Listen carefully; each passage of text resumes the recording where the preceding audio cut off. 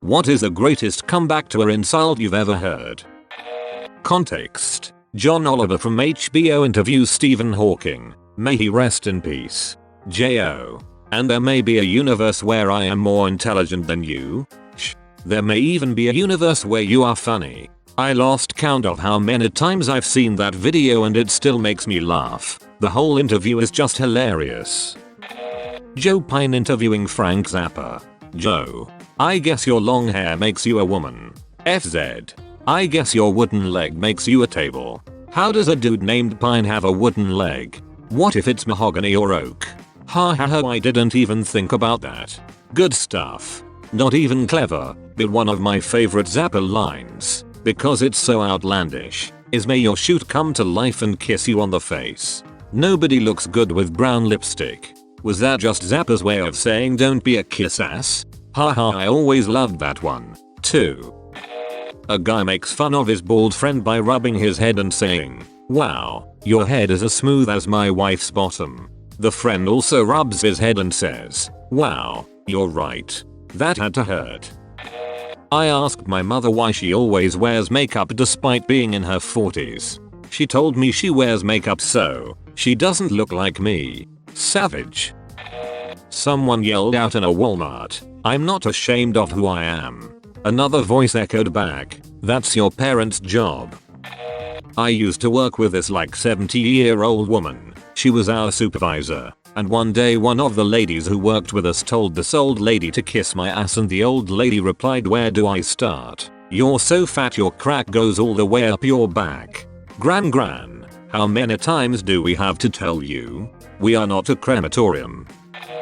During World War I, Switzerland had a tiny standing army, but they were very skilled marksmen. Wilhelm II of Germany asked what 250k Swiss troops would do if he decided to invade with 500k German troops. The Swiss said, "Shoot twice and go home." Switzerland is actually neutral now in part, because they were such good fighters. Many European countries hired Swiss mercenaries to fight for them. At least, that's what I heard in a YouTube video. Yeah, but nowadays is just to avoid getting wrecked by any enemy Switzerland might face, since it is in the middle of Europe and with a very small army. Switzerland is also not worth taking. There's nothing there to justify losing hundreds of thousands of men in the Alpine passes to Swiss artillery and marksmen, even if you do take the country.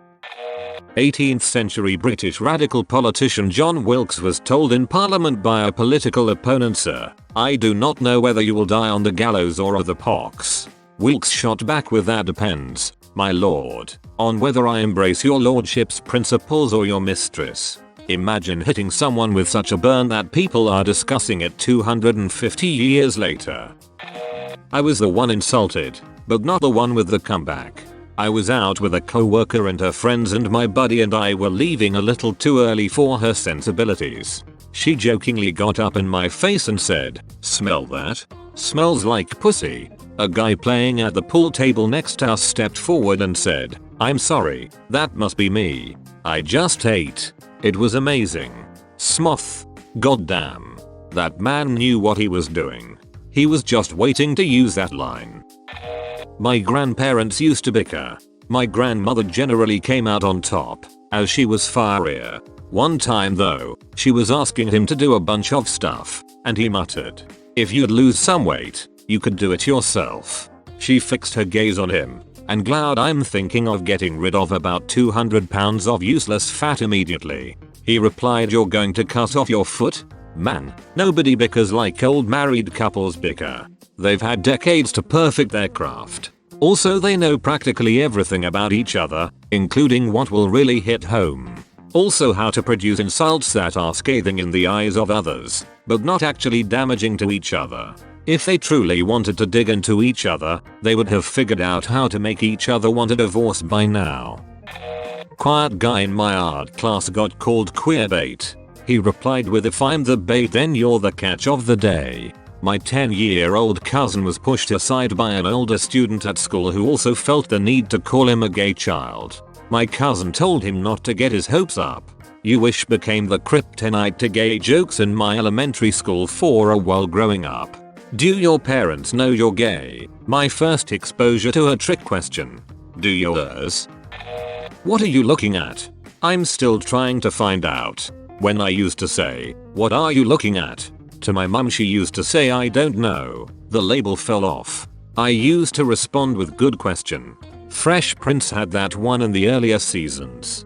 Will is in a step up class with younger kids. One of them looks at Will in disdain. So he asks, what are you looking at? And the kid replies, not much. Will rolling his face at the burn makes the scene. Saw a clip of a stand-up comedian the other day, and he says something along the lines of the first time I had X it was terrible. The first time I had X. And a woman chimes in with you mean yesterday? Crowd laughs for a while, and while the comedian is waiting for them to calm down you can see the gears turn in his head. Once it gets down to basically a few chuckles, he just says glad you remember and the crowd just lost their shoot. It was amazing. Okay, now we need the source of this clip. A friend of mine was getting itched at by these two identical twin girls in a class I had once. He replied with a troubling look on his face and said if you two are identical, how come only one of you are hot? That dude played the long game as those two girls looked rather perplexed for the rest of the session. Fixed. I have something similar.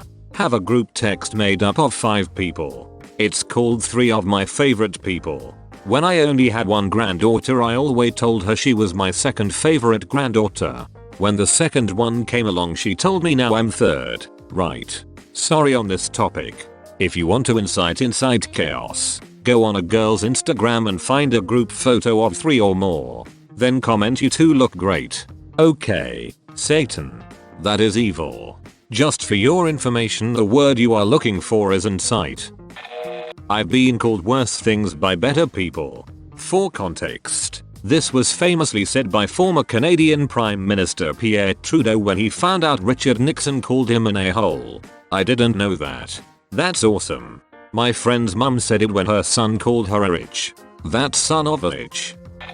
Not heard, but read. Easily the Spartans reply to Philip II of Macedon. As Philip II of Macedon was conquering Greek city-states left and right, Sparta was left alone. Philip had achieved a crushing victory, and Sparta was relatively weak and without walls.